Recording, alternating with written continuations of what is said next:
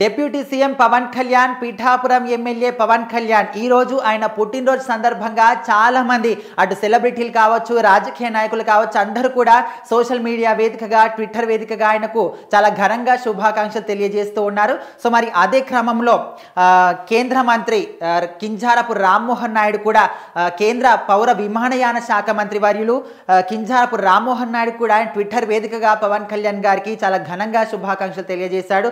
So ఇక్కడ చూసుకోవచ్చు, జనసేనాని ఆంధ్రప్రదేశ్ డిప్యూటీ సీఎం పవన్ కళ్యాణ్ గారికి హృదయపూర్వక పుట్టినరోజు శుభాకాంక్షలు.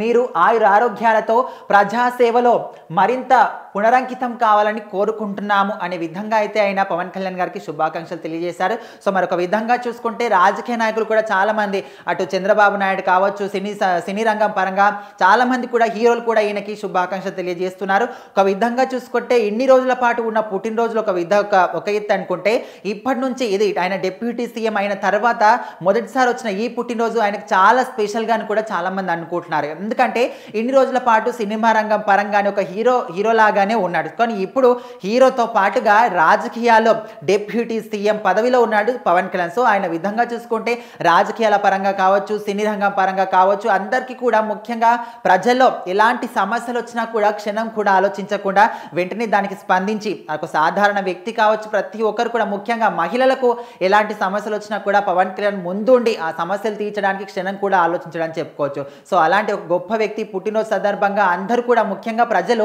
ఒక పండుగలా ఈ రోజును జరుపుకుంటున్నారంటే ఇది మామూలు విషయం కాదు. సో మరి ఒక విధంగా చూసుకుంటే ఇటు సినిమాల పరంగా ఒక స్టార్ హీరో, ఇప్పటికి కూడా ఆయన పేరు వింటే ఒక క్రేజ్ అనమాట.